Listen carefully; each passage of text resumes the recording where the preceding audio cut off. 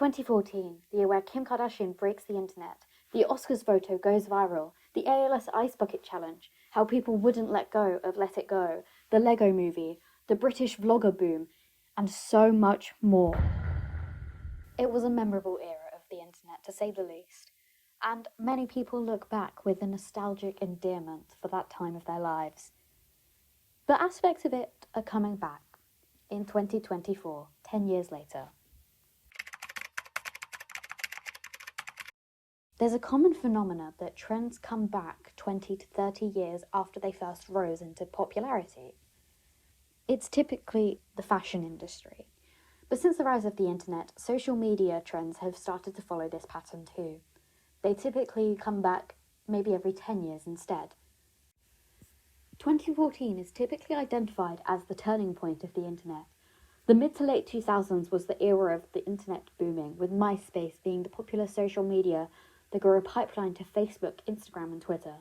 Many social media platforms saw a cultural shift in 2014. The rise of influencers and content creators resulted in Twitter thriving on meme culture and content. To understand why there's a resurgence of 2014 internet culture, we have to look back at what was popular at the time.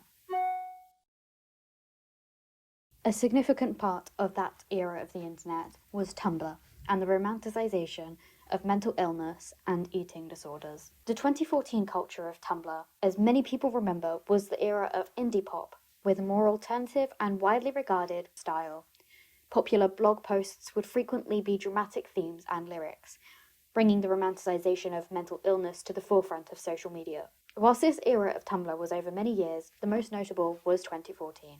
A vague look back of this era on Tumblr would bring memories of the black and white grunge clothing, Doc Martens, the prime music of Arctic Monkeys, as well as early Lana Del Rey in the 1975, but there is a much more harmful and vital part of this era that gets ignored.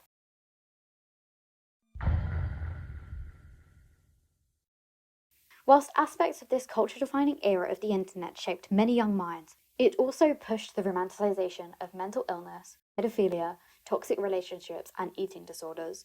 Tumblr was a very influential part of many adolescents' lives, with an anonymous communal space to explore and fully express themselves. It gave a sense of community and introduced many people to a completely new lifestyle and interests.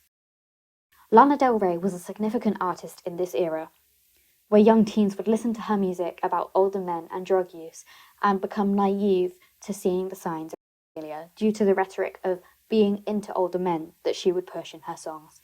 Whilst it is not her fault for children becoming vulnerable or victims, her music was pushed to an audience that wasn't suited for it. Her style and genre can be well described and recalled with the Lolita aesthetic. The 1955 novel and later films that cover failure. The imagery and narrative of the films depicting Lolita became an aesthetic, where girls would seek older men for gratification and therefore romanticize pedophilia, just like the original content depicts. Grooming became a prevalent issue of this prime era of the internet. Platforms like Kik were notorious. Many artists of this era did pose as the baby doll and innocent yet sexual image to their audience, which only pushed the sexualization of minors. Tumblr girl aesthetic would push harmful lifestyles of romanticizing depression, smoking, and eating disorders. Girls would be depicted as skinny, with collarbones and rib cages being visible. A big feature at the time was the thigh gap. A key identifying factor is characters from skins such as Effie Stoneham and Cassie Ainsworth. These two characters helped push the idea of mental health being something mysterious and quirky to have. For example, Effie's character pushed depression and psychosis, but this romanticized this in the community on Tumblr. As for Cassie, her character romanticized more of the eating disorder aspect. Regardless, these two characters were used frequently, both in 2014 and now, to romanticize these mental illnesses.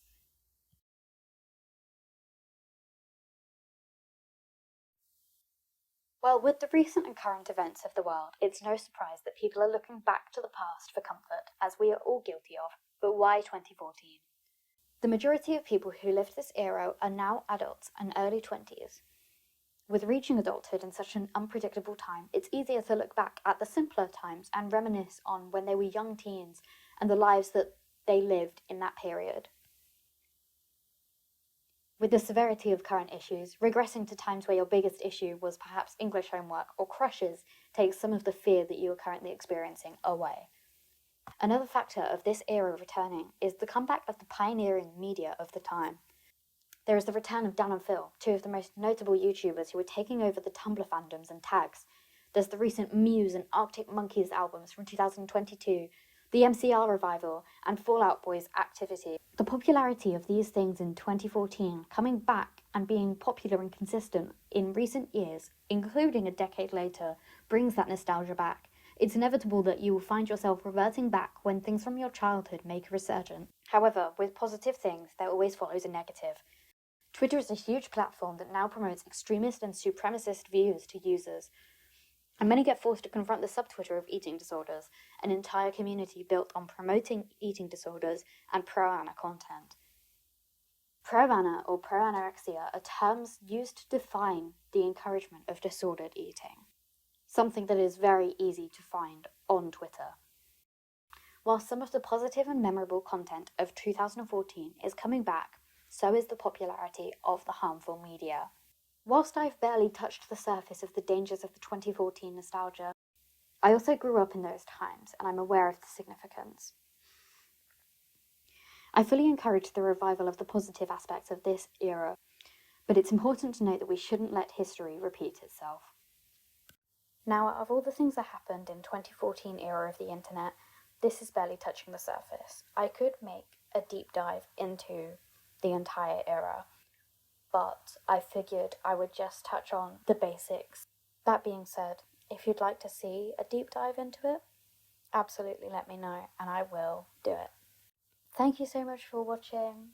Leave a comment on anything that I might have missed or anything you'd like to hear about, and make sure to like and subscribe like all the other YouTubers say.